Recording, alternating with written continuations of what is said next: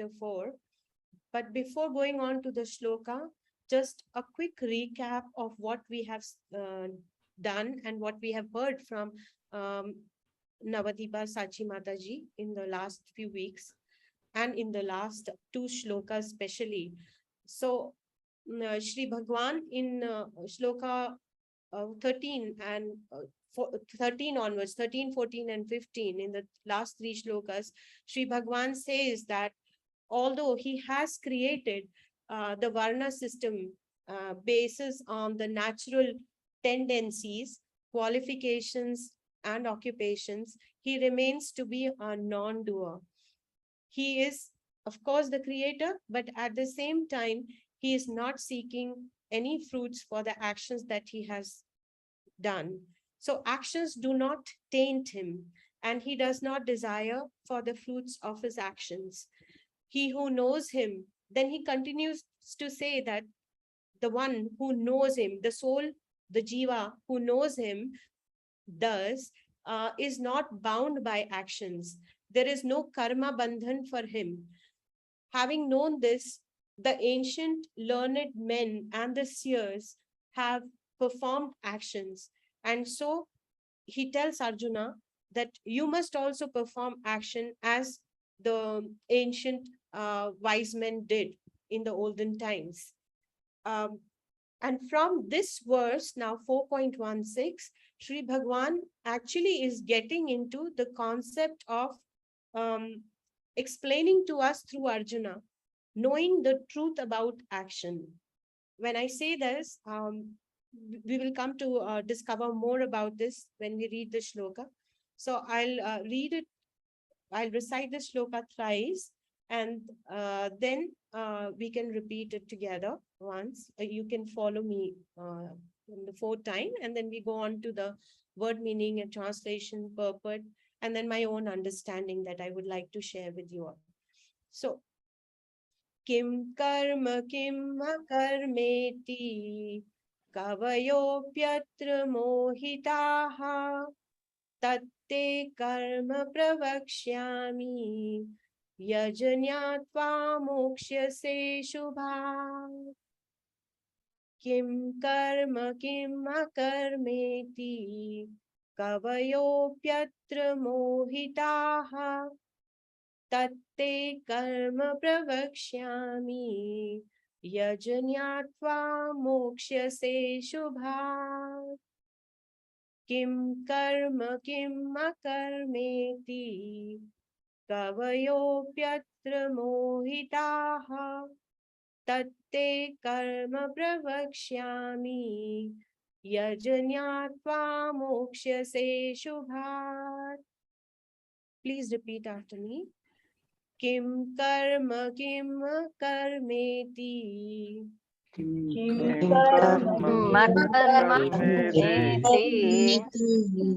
kavayopyatra mohitaha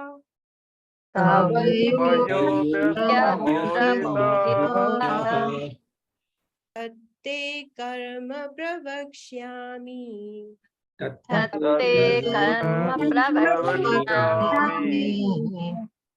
yajanyatva mokshase shubhat.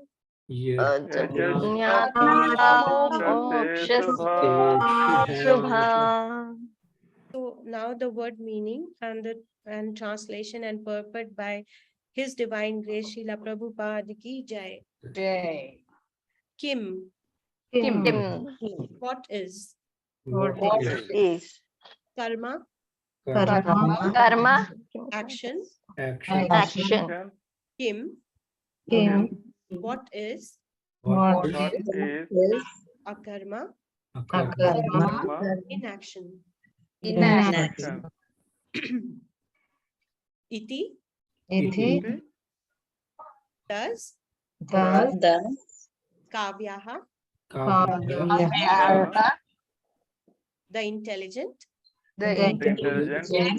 Api. Also.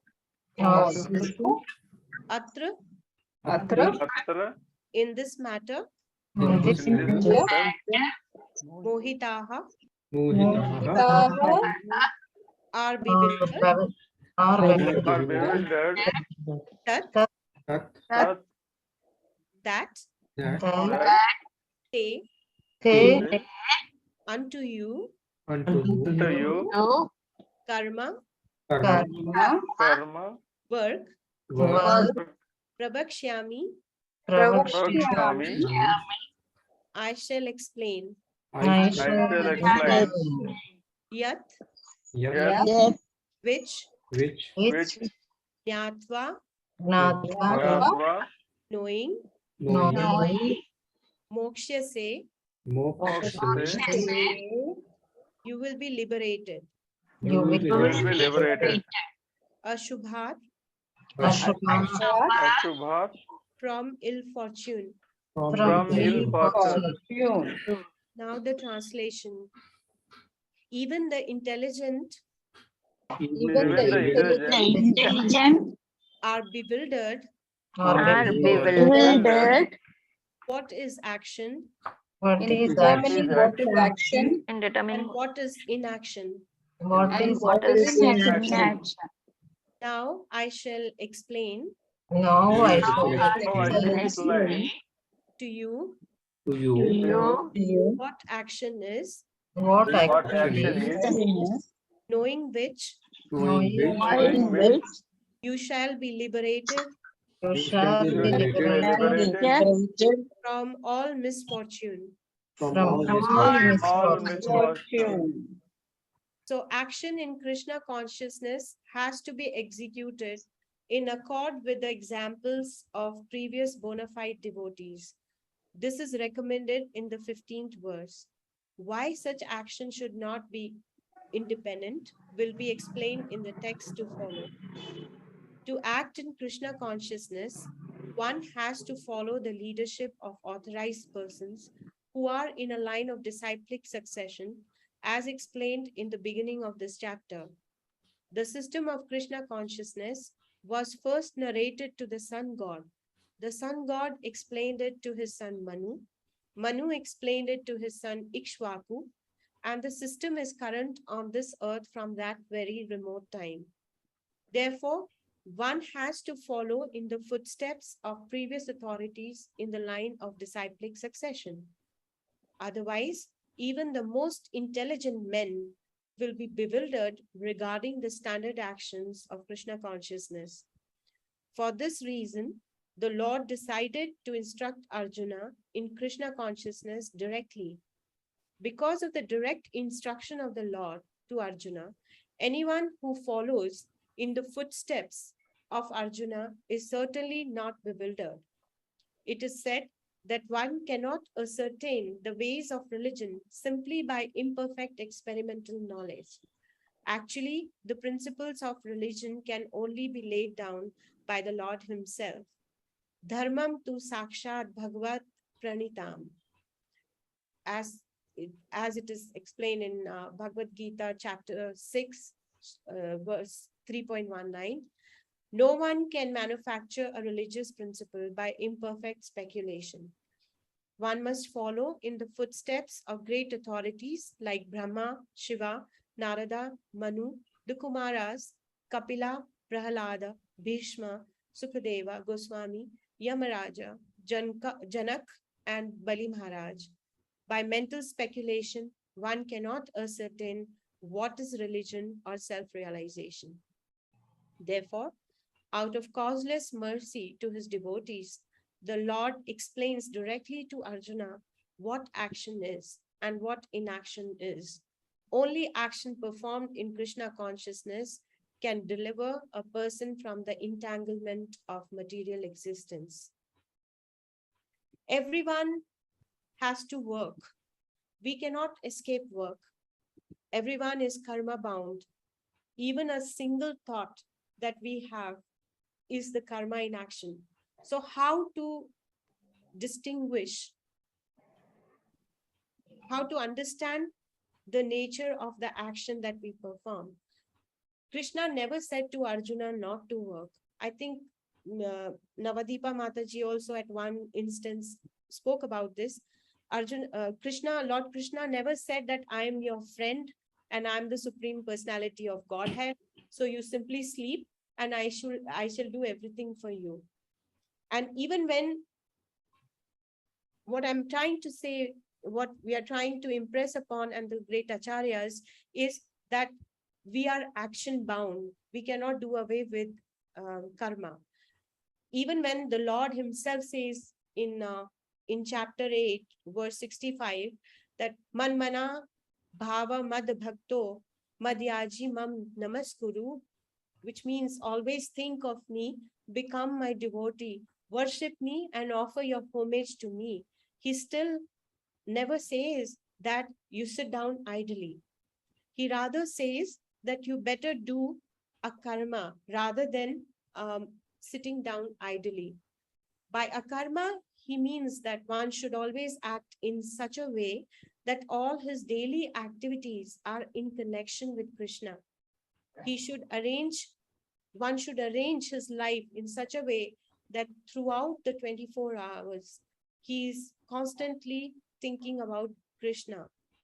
The Lord further touches upon this earlier in chapter 2 also, in verse 47, when he talks about, when he says, Karmanye vadikaraste ma phaleshu kadachana.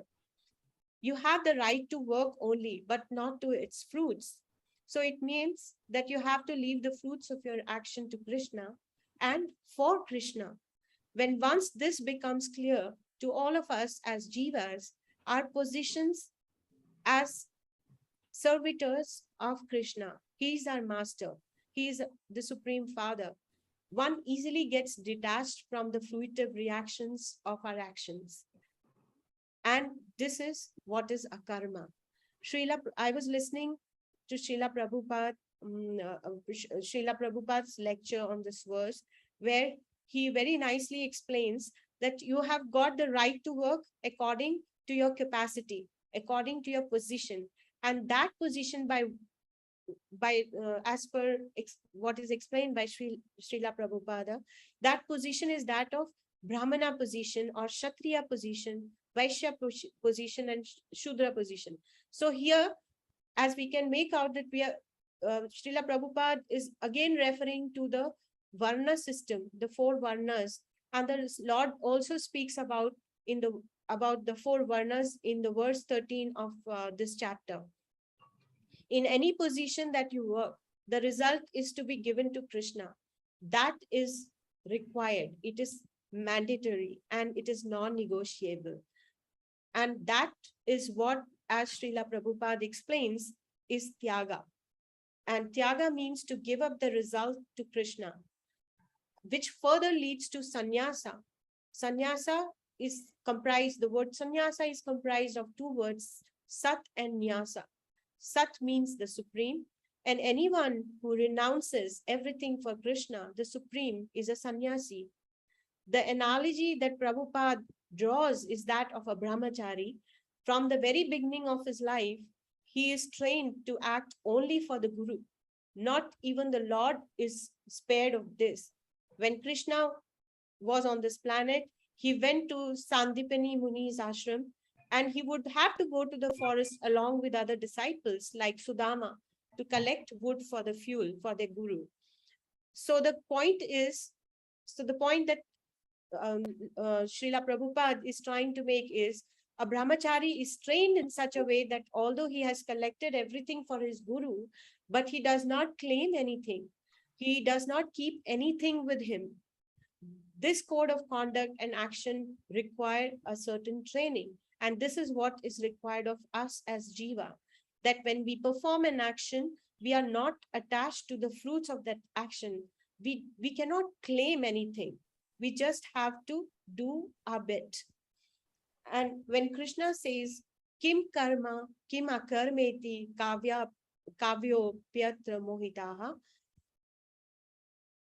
he is also referring to the learned scholars who also become bewildered as to how to specify duty to a particular person.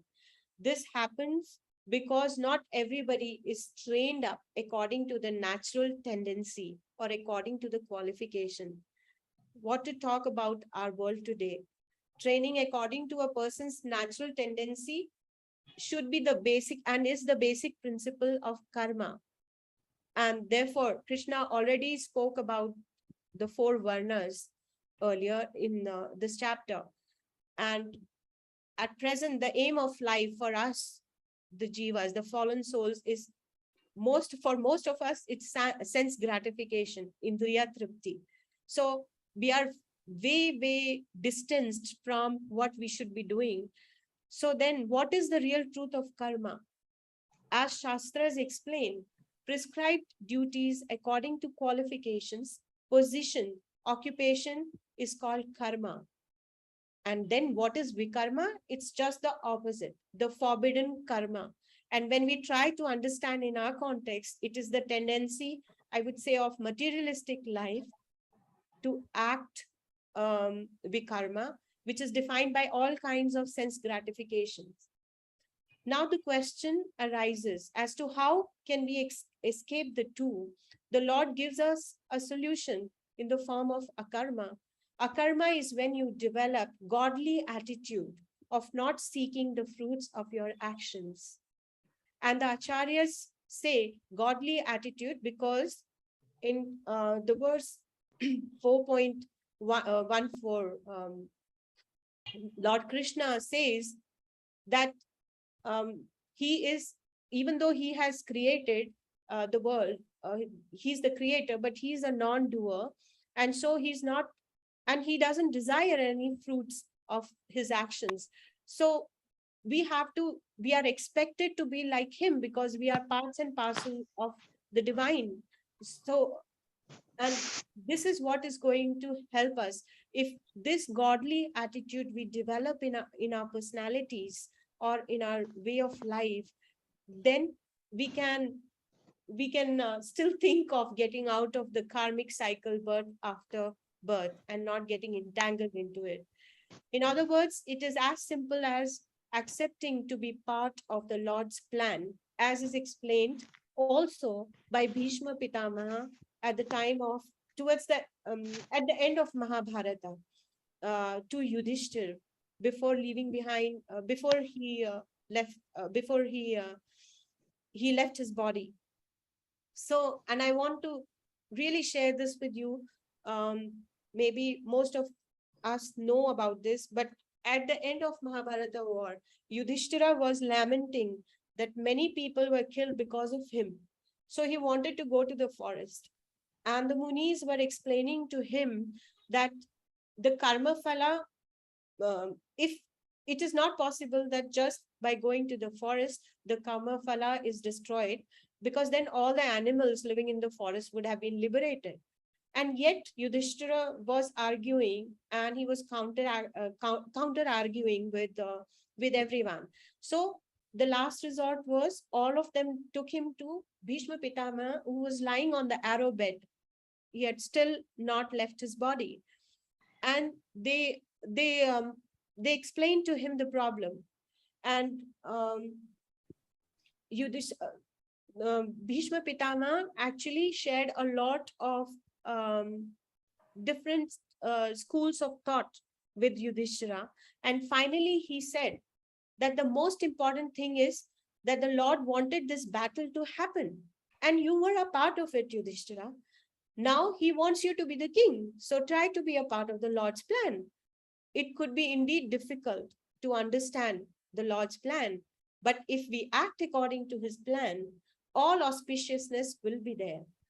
Bhishma Pitama continued to say that he had a difficult service to fight against the Lord, but he chose to do this. And you see the result, the mercy of Krishna, that when Bhishma Pitama is about to leave his body, Krishna himself has come to give him the darshan. So there are two conclusions that we can come to. One is complete surrender to Lord's plan. And in the context of our shloka for the day today, being a part of his plan, but not seeking fruitive reactions.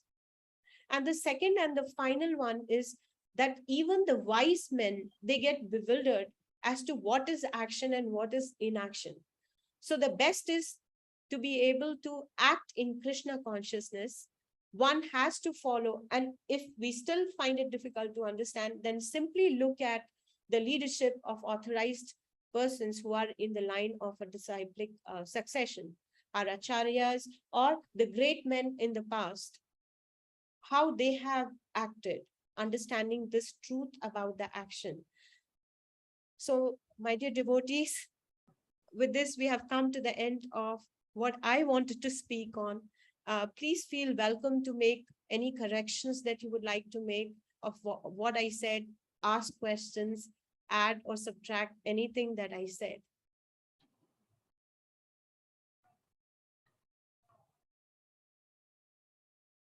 We are open to the questions. If there are any questions, please.